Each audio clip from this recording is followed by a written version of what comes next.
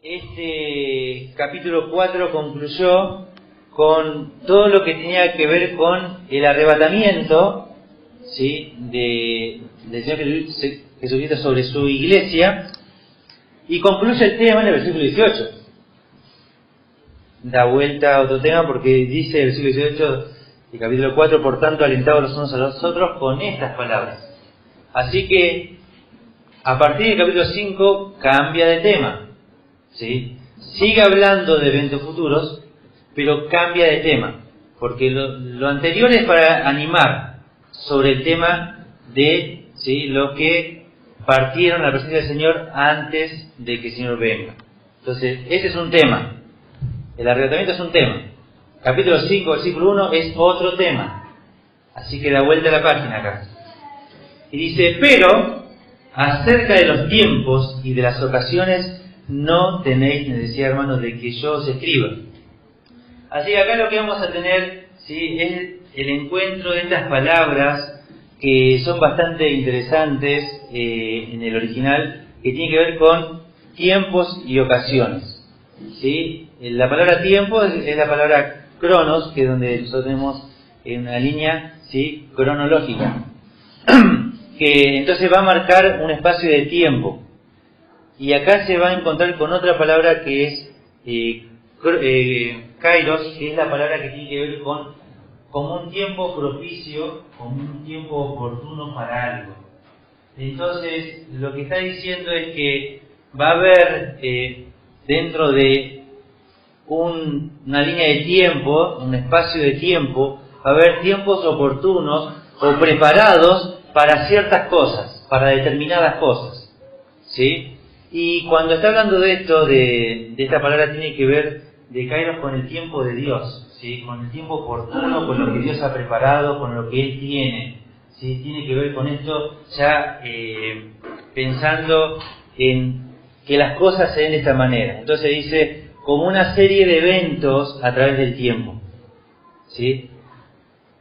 De estas cosas, dice acá, no tenés necesidad, hermano, de que yo les escriba. O sea, no tiene necesidad.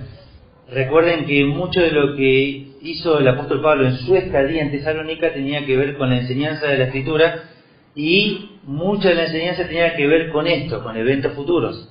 Así que ya el apóstol Pablo trató ciertos temas. Y acá tenemos que este versículo 1 va a hablar sobre esta serie de eventos, serie de cosas que van a pasar, ¿sí?, en el tiempo futuro. Así que tenemos acá versículo 2, dice: porque vosotros sabéis perfectamente que el día del Señor vendrá así como ladrón en la noche. Así que lo que tenemos acá es que ellos saben, y dice acá, perfectamente. No hay algo que ellos no sepan sobre este evento. Lo tienen claro. Ya habían, tomado la materia de eventos futuros de esta iglesia, así que ya sabía sobre todas estas cosas, de que esto iba a pasar. Y cuando hablamos de esto de Día del Señor, habría que recordar primero la palabra día, y que ya la hemos hablado bastante, pero quise tomar un recorte de alguna página que nos hable cómo lo veía el judío al día. Entonces yo menciono acá de una página judía que dice así: en el judaísmo el día no comienza y termina a la medianoche como ocurre en el calendario secular. La medianoche no es un evento astronómico significativo. En la era antes del reloj moderno, una hora específica de la noche no se podía saber con precisión, mientras que una hora del día era fácilmente determinada al ver la localización del sol. Para esto el día debía empezar con estándares precisos y simples y universalmente reconocidos. Esto significaba que el día debía ser contado, ya sea a partir del principio de la noche o del día. Entonces ya hemos hablado acerca de esto, de que en la tarde, ¿sí?, de hoy, por ejemplo, en la tarde de hoy, cuando ya comienza a oscurecer, ya finaliza el día en el que estamos, el día domingo. Y a partir de esta tarde, ya es lunes, ya es otro día. Y eso es lo que podemos ver en Génesis, ¿sí? Vamos ahí a Génesis, capítulo 1, porque esto del día y cómo Dios estableció todas estas cosas son establecidas por Dios. Por ejemplo, Génesis capítulo 1, vamos a ver versículo 5, dice: y llamó Dios a la luz día y a las tinieblas llamó noche. Y fue la tarde y la mañana, ¿qué dice? Un día. ¿Sí? Entonces lo que está diciendo acá es que desde el principio de los tiempos, desde el inicio de todo, Dios estableció cómo se iban a dar cuenta las personas y cómo iban a contar los días. Así que como el judío se basaba, ¿sí?, todo en lo que Dios decía, entonces lo que tenía es cómo contaban los días ellos, diferente a la actualidad. Lo tomaban de esta manera. Y así vas a ver cada día de la creación de la misma manera. ¿Sí? Así que cada día empezaba, diríamos entonces, a la tarde, ¿sí?, ya oscureciendo. Entonces, una vez que establecemos esto, nos sirve a nosotros el entender el significado de día para notar que es día del Señor. Así que lo que tenemos que decir es que el día del Señor empieza, ¿sí? ¿Cómo empieza este día? ¿Cómo empezaría el día de Dios? En la tarde. Y en la tarde es cuando cae el sol. Y cuando cae el sol es un tiempo de oscuridad, un tiempo de tinieblas. Así que el día del Señor tiene que ver con una serie de eventos que inician en tinieblas, que inician en oscuridad, y que conforme va pasando el día, o en el caso sería la noche, la oscuridad, ¿sale qué? El sol, sale la luz. Y así el día del Señor tiene un significado importante, porque va a empezar con oscuridad, con ira, con juicio para la humanidad, y después va a aclarecer, va a salir, ¿sí?, el sol, diríamos, y va a aparecer el mismo Señor Jesucristo. Entonces el día del Señor utilizamos la palabra cronos y la palabra kairos, es una secuencia, es una línea de tiempo, en un tiempo van a pasar determinados eventos que tienen que ver con Dios y su plan y diseño para la humanidad. Y acaba de decir, porque vosotros sabéis perfectamente que el día del Señor, ¿sí?, el día del Señor, dijimos, es una serie de eventos que comienzan en oscuridad. Acá tenemos un comentarista que nos habla acerca de esto y, por ejemplo, Manu, abuelo, Isaías 22.5, ¿sí?, Andrés, Isaías 13.9, Nati, Amós 5.18, José, Jeremías 30.7, Julián, Malaquías 4.1, ¿sí? ¿Están buscando? Bueno, Diana que quiere leer, Joel 2.31, la veo con ganas de leer. Vamos a aprovechar esas ganas que tiene en la mañana. Preparen esos pasajes, ¿sí? Entonces, veamos un poquito en cuanto a esto que dice el comentarista, y después vamos con los pasajes. Para los judíos, la historia del tiempo se dividía en dos edades. Estaba esta edad presente, que era total e incurablemente mala, y la edad por venir, que sería la edad de oro de Dios. Entre las dos estaba el día del Señor, que sería un día terrible en el que el mundo sería destruido y otro nacería. Muchas de las más terribles descripciones del Antiguo Testamento se refieren al día del Señor. Así que vamos a empezar con esta de la lectura de los pasajes que nos dicen un poquito y clarifican todo lo que transmite el Antiguo Testamento en cuanto al día de Jehová, al día del Señor. Isaías 22.5. Porque día es de alboroto, tiempo de confusión de parte del Señor, Jehová de los ejércitos, en el valle de la visión, para derribar el muro y clamar al mundo. ¿Podrías leer más fuerte, por favor? Porque día de alboroto, de angustia y de confusión de parte del Señor, Jehová de los ejércitos en el valle de la visión, para derribar el muro y clamar al monte. Muy bien. Recuerdan ustedes que el evento del capítulo 4 es bastante significativo para la iglesia. Nosotros entendemos de que el Señor viene a buscar a su iglesia antes de un periodo de juicio, de tribulación, ¿sí? Y comienza la noche, la oscuridad. Y acá dice día de qué? De angustia. ¿Sí? Hay personas que se afligen por muchas cosas, pero este tiempo va a ser un tiempo de angustia para la humanidad, un tiempo de juicio, y va a venir, ¿sí? Y va a ser terrible, va a ser oscuro, va a ser en tinieblas. Isaías 13:9. He aquí, el día de Jehová viene, terrible, y de indignación y ardor de ira, para convertir la tierra en soledad y raer de ellas sus pecadores. Así que lo que tenemos en esta expresión es que es, como es acá, terrible. Si tenemos esto, dice que tiene que ver con raer, con eliminar a quién de la tierra este tiempo, a los pecadores. ¿Qué nos está diciendo acá en este pasaje? Que todos aquellos que rechazaron al Mesías, que rechazaron a Jesucristo, se van a quedar en ese tiempo sobre la tierra. Y en ese tiempo, miles y miles de personas van a recibir el justo juicio de Dios. Y van a morir de enfermedades terribles, van a morir, ¿sí?, de contaminaciones, de cosas que va a pasar, que Dios va a enviar sobre este mundo, ¿sí? Y leímos en Apocalipsis que las personas buscarán la muerte y la muerte huirá de ellos.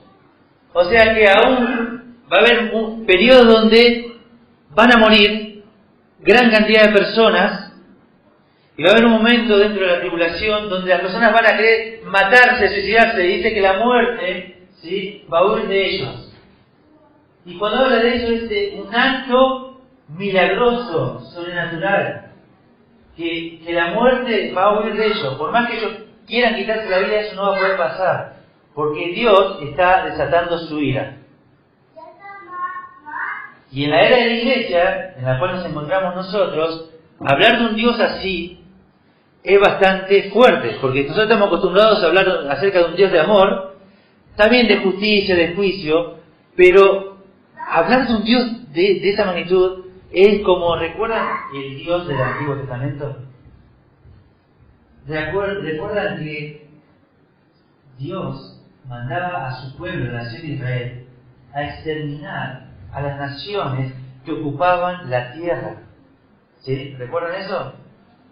Y dice que no tenía que quedar nada, ningún ser con vida, ni animal, ni ser humano.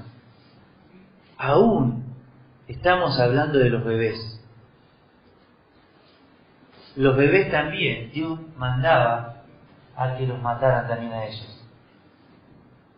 En ese tiempo, la maldad de esos pueblos era extrema. Y Dios derramaba su ira sobre estas naciones. Y utilizaba, para llevar a cabo su plan, a su pueblo. Así que de pronto, si fueras padre y tenías un hijo de la misma edad, un bebé, por ejemplo, Manu, Agüero, y Dios lo manda en ese tiempo, tenés que matar a todos los bebés. Y hay un bebé que le hace recordar a su hijo. Él debía matarlo igual, porque si no se estaba rebelando en contra de Dios. Fíjense cuánto nos cuesta en este tiempo de entender esto. Esto es algo muy fuerte. Bueno, el tiempo en el cual va a venir sobre este mundo, el día del Señor, tiene que ver con la ira. Es un día terrible. Cosas atroces van a pasar en ese tiempo, donde Dios derrama su ira. Amós 5:8.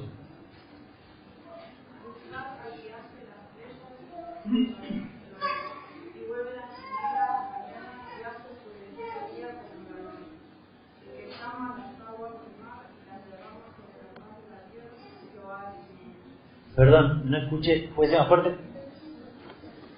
Si no, pasamos el micrófono.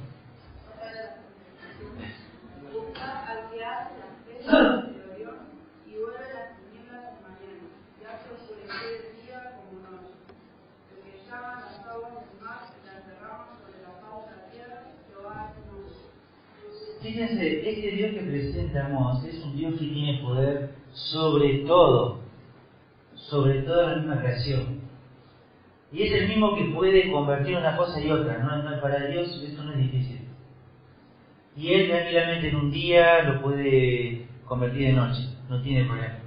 No es difícil eso. ¿Sí? Y dijimos justamente cuando hablamos sobre este periodo de tribulación, es que los días iban a ser ¿qué? Acortados, ¿se acuerdan? Todo lo que nosotros tenemos en cuanto a esto, no podemos verlo sin el Antiguo Testamento. Es inevitable. El judío entendía todo esto y esto era normal, y esto era común. Este Dios podía tener, ¿sí?, el poder de hacer todos estos efectos sobre la misma naturaleza que él mismo había creado. Jeremías 37. ¿Alguien tiene Jeremías 37? Cuán grande es aquel día, tanto que no hay otro semejante a él. Tiempo de angustia para Jacob, pero de ella será librado. Así que acá tenemos en este pasaje que existió algún día como este en la humanidad. ¿Dice acá? No. No va a haber ningún día como este. Recuerden, día no de 24 horas. ¿Sí? Recuerden. Día como una serie de eventos que van a pasar, que comienzan de una manera, en oscuridad. Pero de todas formas, dice acá el pasaje que aún alguien va a ser librado de todo esto, que es el pueblo de Dios. ¿Sí? Porque aún dentro de este tiempo va a haber un pueblo, ¿sí?, que va a dar a conocer el nombre de Dios.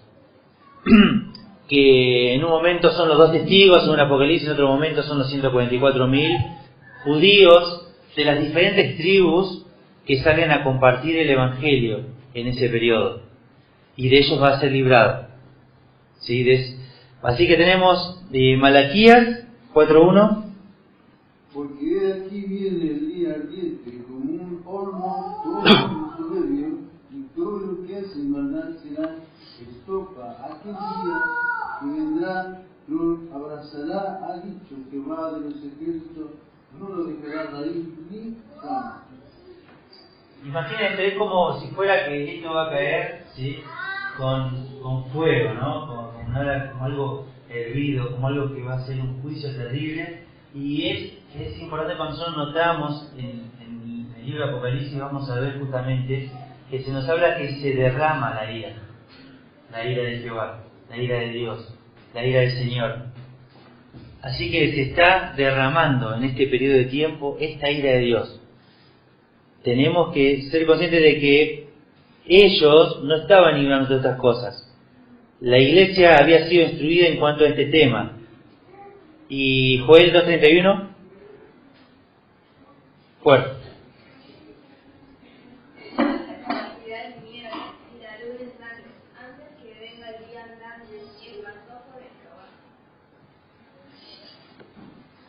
Entonces cuando miramos este pasaje, ¿sí?, es que es algo bastante notable, que va a haber señales, ¿sí?, en la misma naturaleza, en el cielo, y cuando ocurran todas esas señales, está próximo a venir el Señor Jesús. ¿Sí? Y cuando se habla de esto del día del Señor, en el Nuevo Testamento, se lo relaciona con la segunda venida de Cristo. ¿Sí? En el Antiguo Testamento se lo relacionaba con, o sea, el judío lo veía como la primera venida. El Nuevo Testamento, cuando habla de este día, da a entender como de la segunda venida de Cristo. ¿Sí? Así que bueno, en este pasaje lo que tenemos es que dice sus principales características son las siguientes. Se producirá repentina, inesperadamente, implicaría un cataclismo cósmico en el que el universo sería sacudido desde sus cimientos y sería un tiempo de juicio. Naturalmente se quería saber cuándo llegaría ese día. El mismo Jesús había dicho claramente que nadie sabía el día ni la hora cuando se produciría, ni siquiera él mismo, sino solo el Padre. Ahí vayamos a Marcos, capítulo 13. Acompáñenme ahí, el Nuevo Testamento.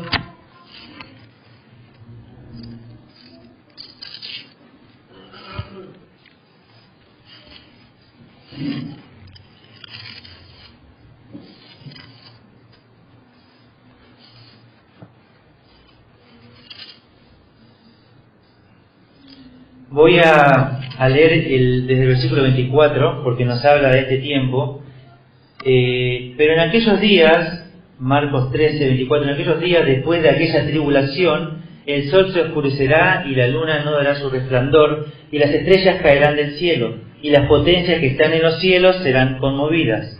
Entonces verán al Hijo del Hombre, que vendrá en las nubes con gran poder y gloria. Y entonces enviará sus ángeles y juntará a sus escogidos de los cuatro vientos, desde el extremo de la tierra hasta el extremo del cielo. Versículo 28. De la higuera aprended la parábola cuando ya su rama está tierna y brotan las hojas. Sabéis que el verano está cerca. Así también vosotros, cuando veáis que suceden estas cosas, conoced que está cerca de las puertas. Versículo 30. De cierto os digo que no pasará esta generación hasta que todo esto acontezca. El cielo y la tierra pasarán, pero mis palabras no pasarán. Versículo 32.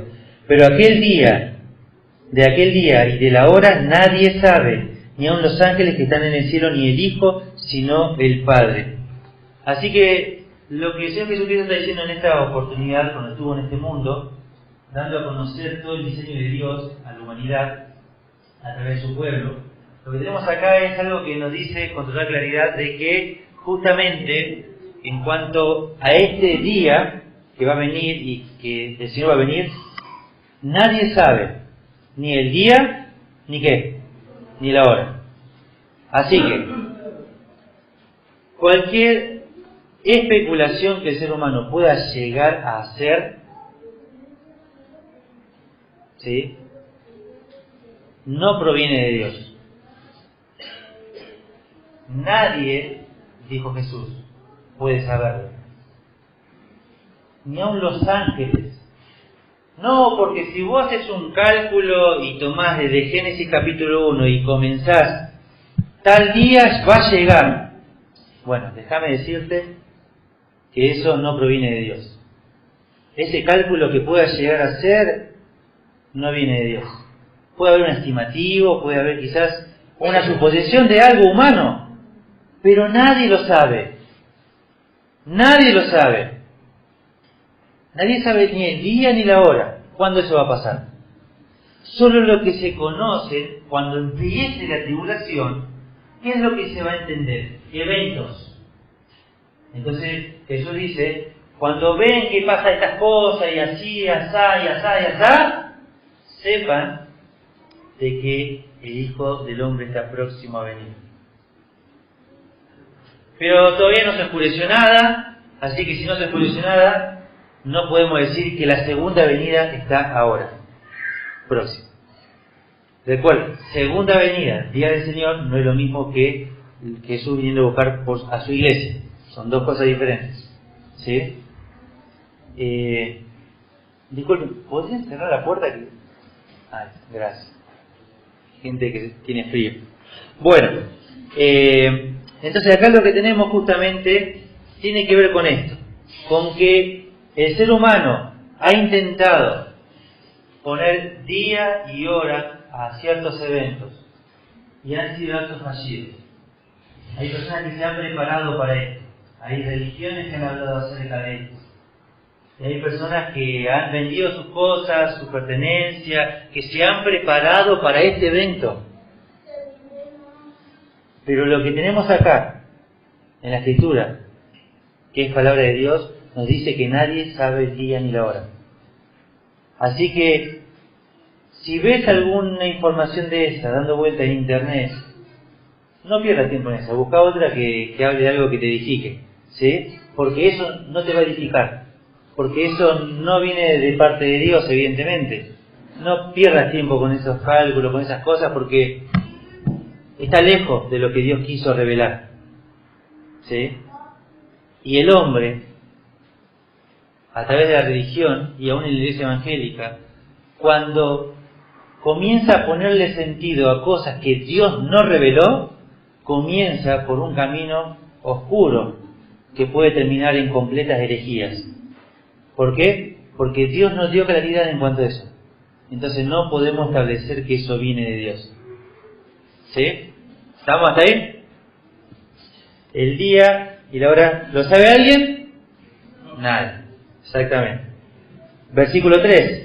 Que cuando digan paz y seguridad, entonces vendrá sobre ellos destrucción repentina, como los dolores a la mujer encinta, y no escaparán.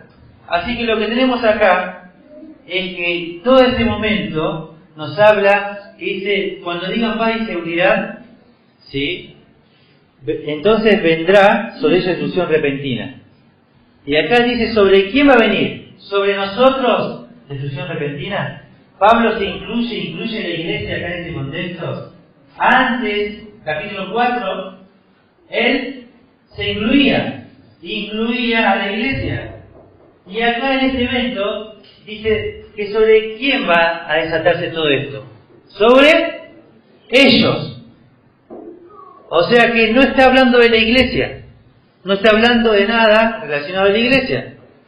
Por eso también nosotros creemos que no tiene que ver esto con, ¿sí?, algo que está relacionado a la iglesia. Es sobre ellos, sobre los otros, sobre lo que nosotros no vamos a estar para ese momento, así que va a ser sobre ellos, no sobre nosotros. Pero hay algo clave acá, que dice paz y seguridad, ¿sí? Aun cuando nosotros predicamos el evangelio y utilizamos el evangelismo, ¿sí?, con pintura, ¿sí?, decimos que el hombre es un buscador, ¿no? ¿Qué busca el hombre? ¿Qué busca? Amor y ¿qué más? Paz. ¿Sí? La paz es anhelada. La paz es anhelada por todo ser humano. Y más cuando hay tiempos de conflictos. Entonces, cuando digan paz y seguridad, y también ahí tiene que ver, ¿sí?, algunos comentaristas mencionan esto, que está relacionado a la paz y la seguridad romana que ofrecían, que estaba relacionado con qué es lo que ofrecía la paz y la seguridad romana a los que estaban dentro del imperio. Les ofrecía una libertad de comercio, de seguridad, de estabilidad. Entonces le decían, si ustedes son fieles a nosotros, nosotros le damos nuestras leyes, nuestro amparo, todo, y van a tener la posibilidad de poder disfrutar dentro del imperio paz y seguridad económica, social, ¿sí?, en cuestiones de leyes, y que entonces ellos podían disfrutar de todo esto. Bueno, entonces cuando el apóstol Pablo está hablando de todo esto, habla de una paz y una seguridad, pero sería falsa, ¿sí?, hueca, insostenible. Es una paz que no, que tiene un fin determinado por Dios, ¿sí?, y que el que la va a ofrecer, nosotros entendemos que quiere engañar y seducir. Daniel capítulo 9, cuando hablamos de las semanas, ¿sí?, las 70 semanas y la última por cumplirse, 9:27 dice, y por otra semana confirmará el pacto con muchos. O sea que lo que va a lograr el anticristo es algo que no se pudo lograr hasta el momento, una paz, ¿sí?, que no se puede lograr. Siempre prendés la televisión, ¿sí?, y vas a ver noticias de todo lo que pasa en Israel y a sus alrededores. Y ¿sabés cómo anhela este pueblo, después de tantos años de muerte, de sufrimiento, de venganza, de sangre? ¿Cuánto anhela la paz? ¿Cuánto anhela, por ejemplo, lo que hacemos nosotros? Salimos de acá y nos vamos tranquilos a casa. De no escuchar una sirena y hay que protegerse porque están los aviones por tirar misiles. ¿Sí? ¿Cuántos están esperando eso? ¿Cuántos están anhelando andar por las calles como nosotros, teniendo libertad, y no viendo camiones con soldados armados, con misiles, con tanques de guerra? ¿Sabe cuánto anhelan la paz?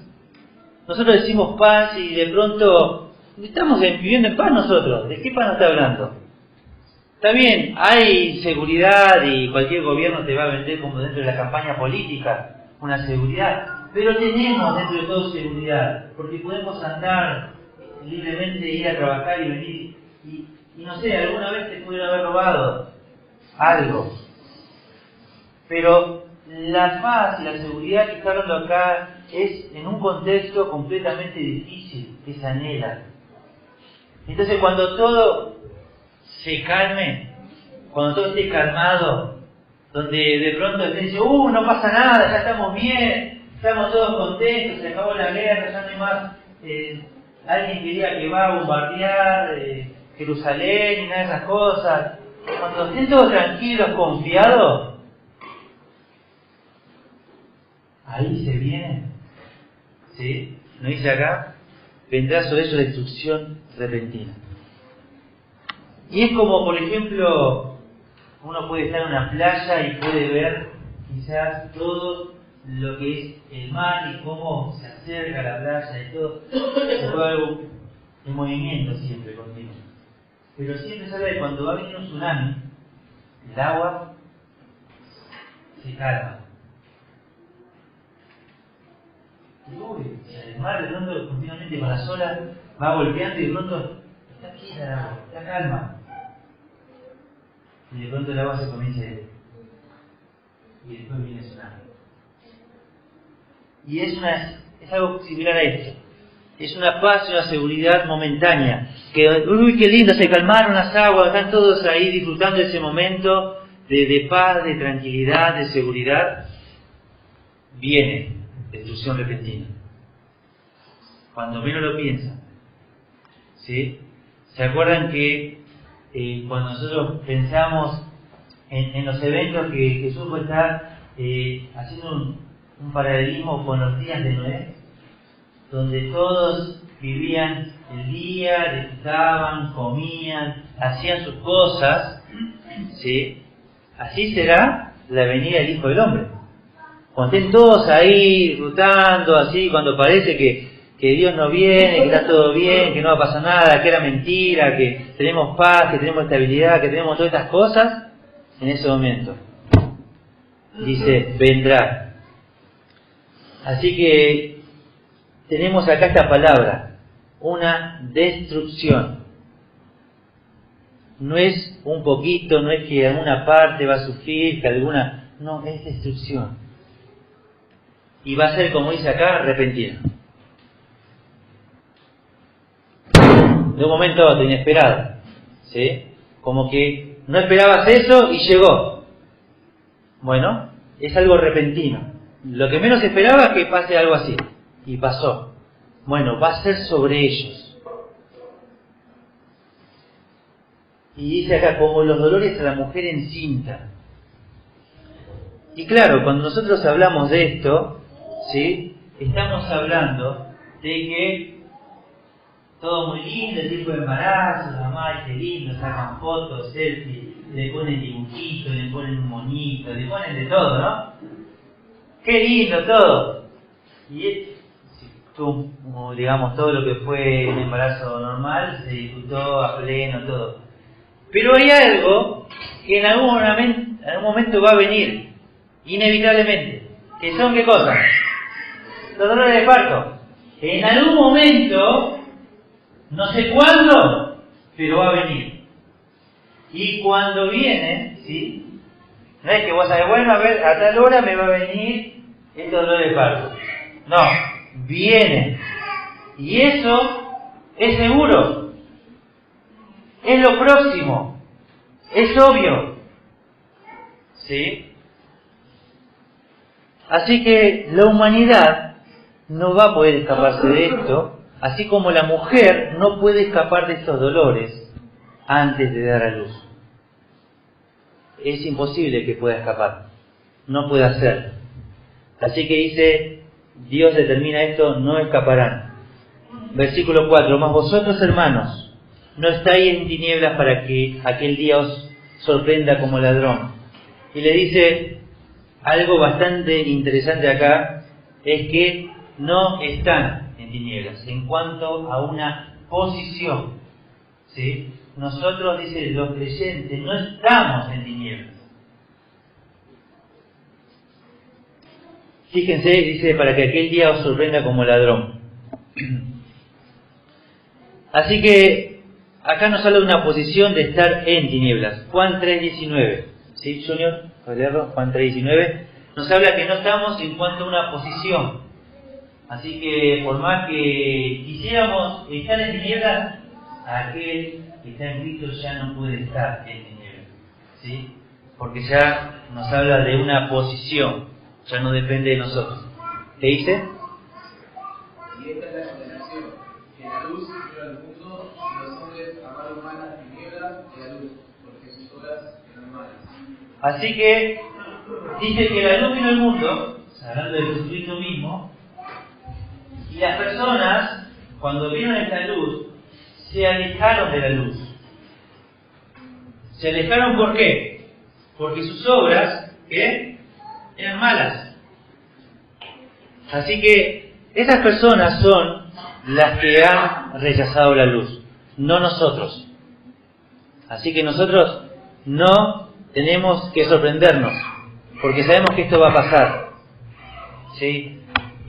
Nosotros, ¿por qué no nos vamos a sorprender? Porque ya sabemos que va a pasar, porque en algún momento viene, y esto no es sorpresa para el creyente de que esto va a venir un día sobre la humanidad. Para ellos sí va a ser sorpresa, para nosotros no, porque nosotros tenemos la revelación de Dios. Así que nosotros, esto no es una sorpresa para nosotros, sí para aquel que no lo sabe. Versículo 5, porque todos vosotros sois hijos de luz e hijos del día, no somos de la noche ni de las tinieblas. Así que en este versículo 5 lo que tenemos es, recuerden que decía ahí que no estábamos, ¿sí? Y acá dice no sos. Son dos cosas que nos hablan de algo diferente, de una posición y de una pertenencia. ¿Sí? Nosotros cuando decimos es hijo de, ¿sí? Es como que pertenece a esa familia. Así que nosotros pertenecemos a la luz. Y dice ahí también al día. Así que nosotros no tenemos que ver nada con todo esto que tiene que ver con tinieblas, con oscuridad, con juicio. No tenemos nada que ver. Dice, no somos de la noche ni de las tinieblas. No le pertenecemos. Puede ser que el creyente ande en tinieblas, pero no le pertenece a la tiniebla. No es de las tinieblas. ¿Sí? El ser y el andar son cosas diferentes. Así que dice, vosotros no sois hijos de la noche ni de las tinieblas. Versículo 6. Por tanto, por eso no durmamos como los demás, sino velemos y seamos sobrios. Así que dice acá, como no somos, ¿sí? Como pertenecemos a Dios, porque somos hijos de Dios, los que hemos creído en Jesús, ¿sí? No somos de la oscuridad ni las tinieblas, no tenemos que andar como los demás. ¿Los demás qué hacen? Duermen. Porque la noche se hizo, ¿sí? Dios la diseñó para que el ser humano pueda ¿qué? Dormir y a través de eso descansar. Durante la noche, en teoría, ¿no? Porque hoy es muy común que se trabaje de noche, un montón de cosas, pero en teoría, la noche está diseñada para el descanso, para no hacer actividad, para no tener actividades. La noche se hizo para esto, para descansar, para dormir. Pero nosotros, si somos del día, entonces tenemos que hacer ¿qué? Actividades, porque en el día uno hace actividades. Uno sale a trabajar, uno puede estudiar, uno puede estar comiendo, puede hacer un montón de cosas y son actividades que durante la noche no se pueden hacer. Entonces, cuando hablamos de esto, estamos hablando que la iglesia no puede estar sin hacer actividades. Va a haber un tiempo donde ya va a caer la noche y no se van a poder hacer actividades. Pero como todavía no llegó ese día, la iglesia tiene que aprovechar y tiene que estar siendo activa. El creyente tiene que estar teniendo actividades. El creyente tiene que estar predicando el evangelio, el creyente tiene que estar animando, compartiendo, haciendo buenas obras, obras dignas de arrepentimiento. El creyente no puede estar de una forma inactiva, porque él es del día. Así que dice que tenemos que velar, que estar atentos con nuestras vidas y ser sobrios, ¿sí? No dejarnos manipular por nada, ¿sí? No dejarnos manipular por las situaciones, que no nos alejen de hacer actividades del día para Dios, ¿sí? No actividades cotidianas, sino relacionadas a las actividades de Dios, que tienen que ver con su pueblo, con el servir. No nos estemos distraídos ahí. Así que veamos Primera de Juan, acompáñenme ahí, Primera de Juan, capítulo 1.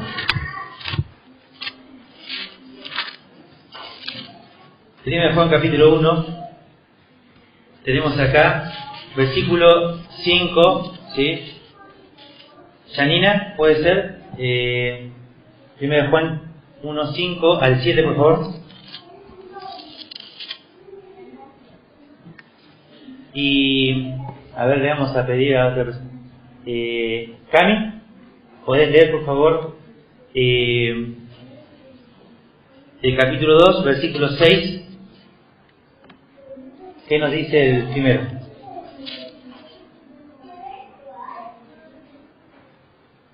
Sí.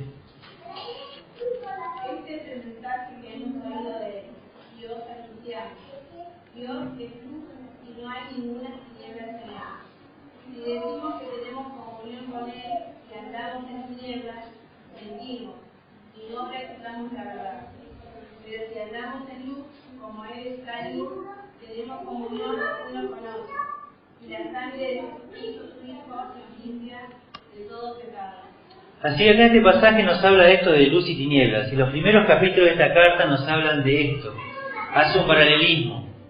Pero fíjense que dice que de pronto el creyente puede, ¿sí?, andar en tinieblas y decir que anda en la luz. No, yo ando hablando al Señor, yo ando haciendo las cosas bien. Pero de pronto está andando en tinieblas. Entonces dice, estamos mintiendo. Así que acá hay, ¿sí?, una comparación en el andar. Y fíjense el versículo 17 que nos dice que si andamos en luz como Él está en luz, tenemos comunión unos con otros, ¿sí? Y al tener comunión, ¿qué hace la comunión? Que la sangre de Jesucristo nos limpia de todo pecado, ¿sí? Porque en la comunión hay personas que lastiman, que hieren a otros. Pero como hay comunión, la sangre de Jesucristo está actuando continuamente en favor de esta iglesia, de estos creyentes. Y entonces hay comunión, ¿sí? La sangre de Cristo está aplicándose continuamente. 2.6, Cami. Sí, 2.6.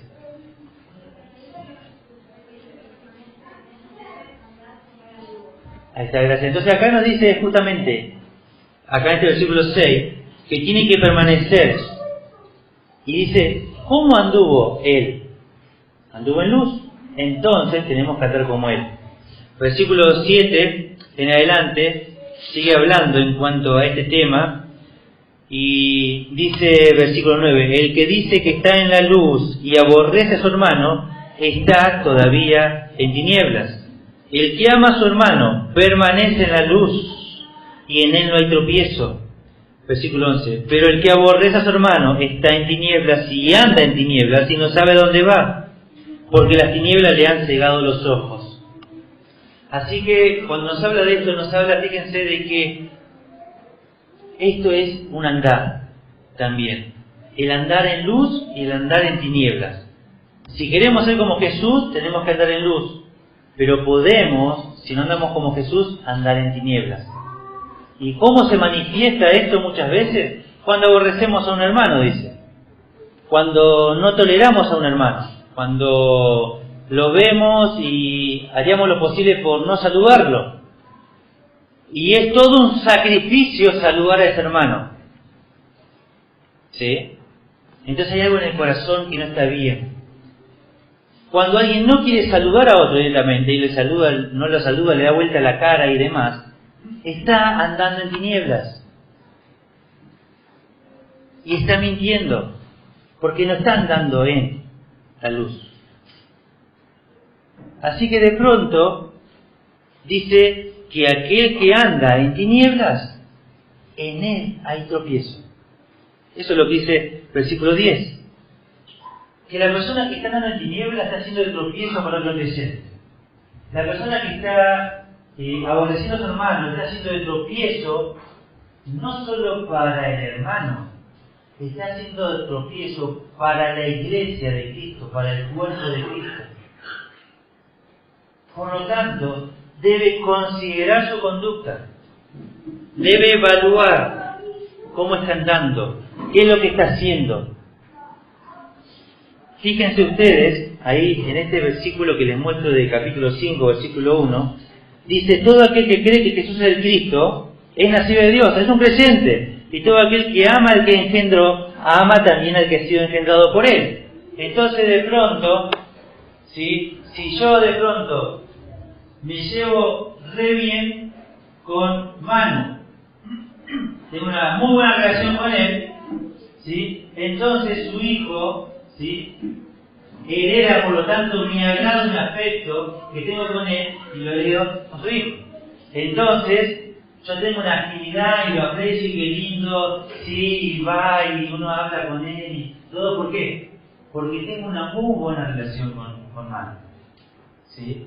Acá dice este paralelismo y dice, bueno, si nosotros decimos que amamos a Dios, por consecuencia tenemos que amar a sus hijos. ¿Quiénes son sus hijos? Es la iglesia, los creyentes. Versículo 2. En esto conocemos que amamos a los hijos de Dios, cuando amamos a Dios y guardamos su mandamiento.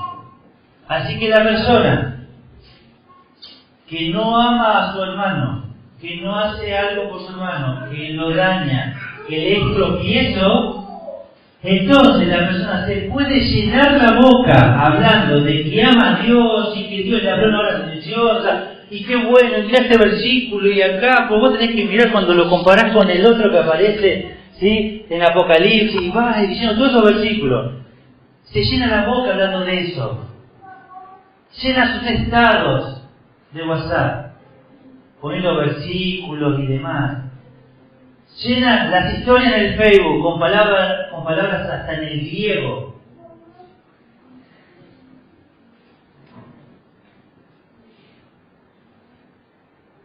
Bueno, esa persona en realidad es una careta. Esa persona realmente no ama a Dios. El perdón de Jesucristo no se aplicó en él. ¿Por qué? Porque él no está viviendo conforme a sus mandamientos. Así que anda todavía en tinieblas y no anda como él anduvo.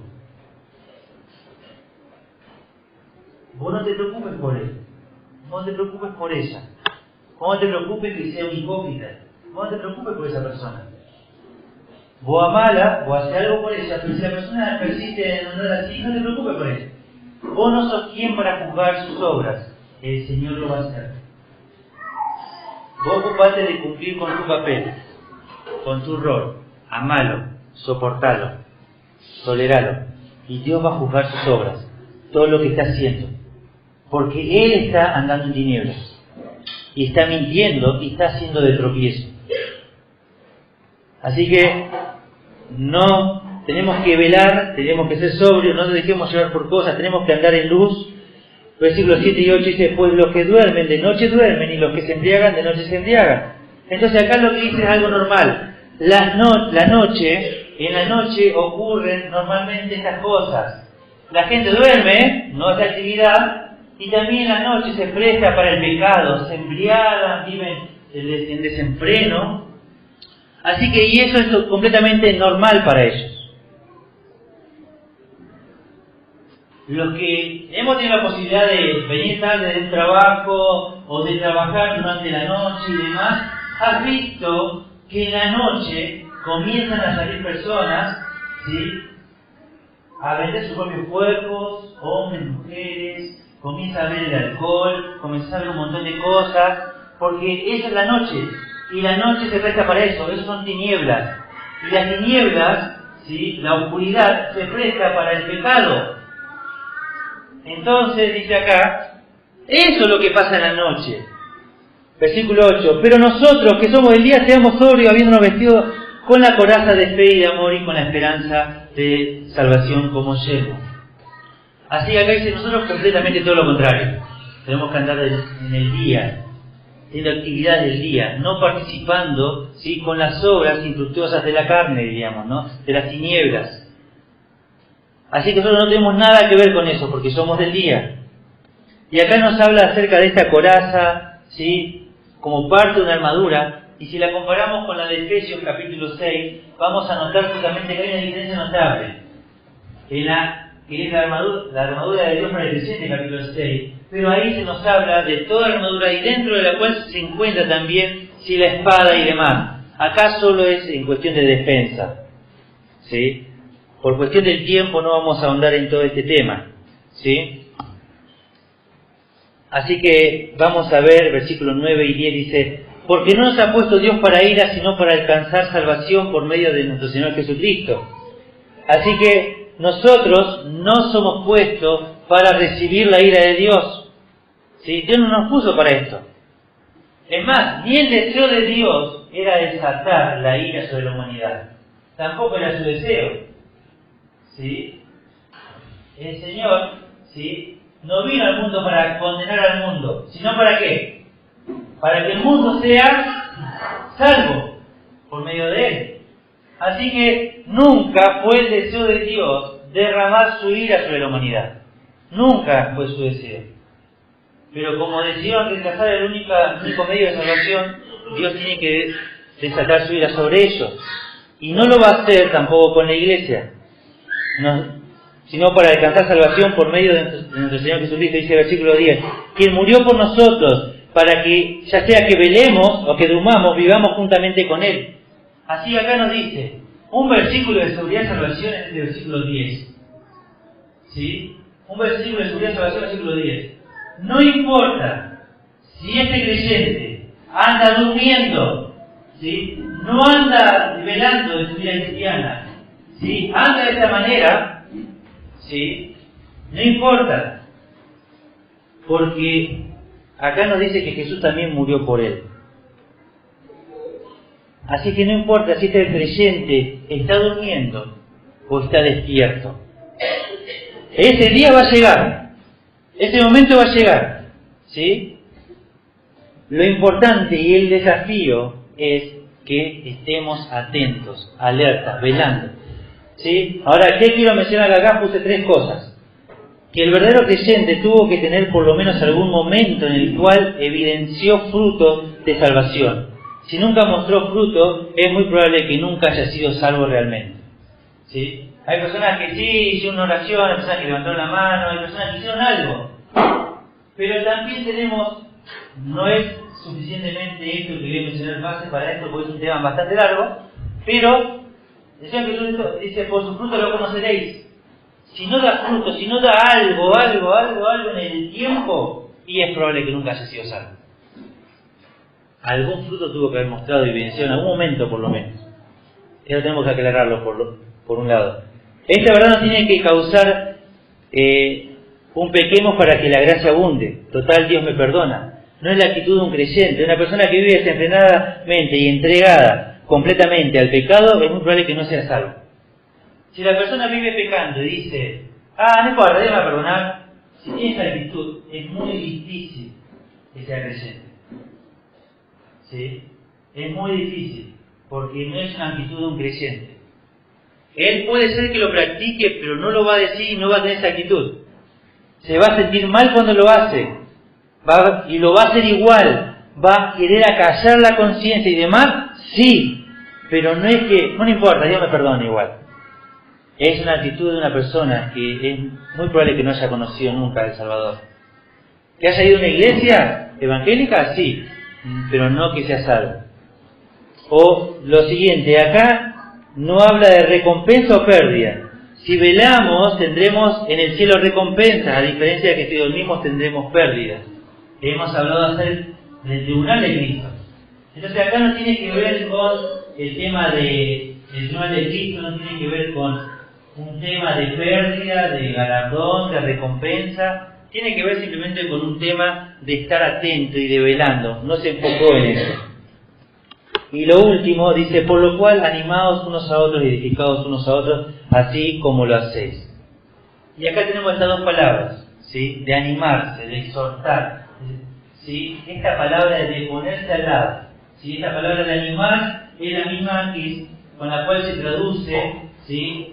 Al Espíritu Santo, ¿sí? Es el Paracletos de Dios, ¿sí? Es el ayudador, el que se pone en el creyente y lo ayuda a ser como Cristo.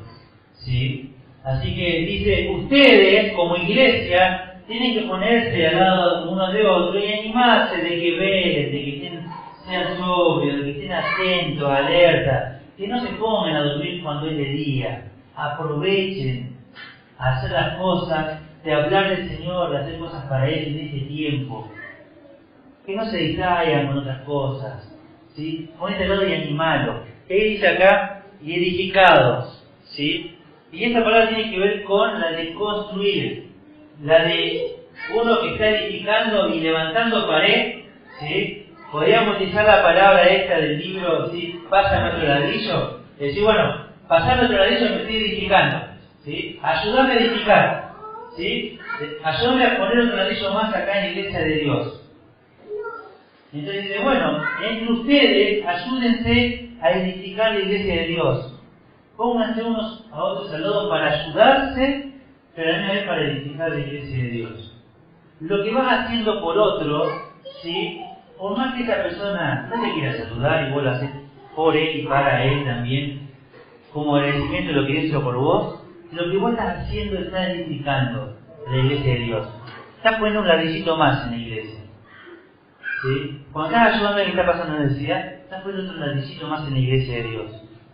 Cuando estás orando por alguien en tu tiempo de oración, estás poniendo otro ladrillito. Cuando estás mandando un versículo, estás poniendo otro ladrillo. Cuando lo vas a visitar, estás poniendo otro ladrillo. Cuando le dedicas un tiempo a alguien para compartir, estás poniendo otro ladrillo. No te olvides que nosotros somos puestos para edificarnos y animarnos. Que el enemigo trabaje y que no te use. Vos dedicate a hacer las obras de Dios, a andar en luz. Y acá es hermoso que también, hablando de la venida del Señor, el apóstol Pablo también está animando a los creyentes. Y dice, así como lo hacéis, continúen haciéndolo. No dejen de hacerlo, no se cansen de hacer el bien, porque a su tiempo segaremos y no desmayamos. ¿Sí? No nos cansemos, hagamos y hagamos cosas para el Señor. Señor nuestro, te damos muchas gracias por este privilegio de tu palabra, de poder ser ministrados por ella y ser bendecidos, Señor. Te ruego para que nos ayude, Señor, a nosotros a estar atentos, a estar alertas, a ser sobrios, a velar, a no dormir, Señor, a tener actividades para ti, Señor, a edificarnos unos a otros, a animarnos unos a otros, como lo estamos haciendo. Ayúdanos, Señor, a crecer en todo esto, Señor, para que tu iglesia pueda crecer. En el nombre de Jesús, amén.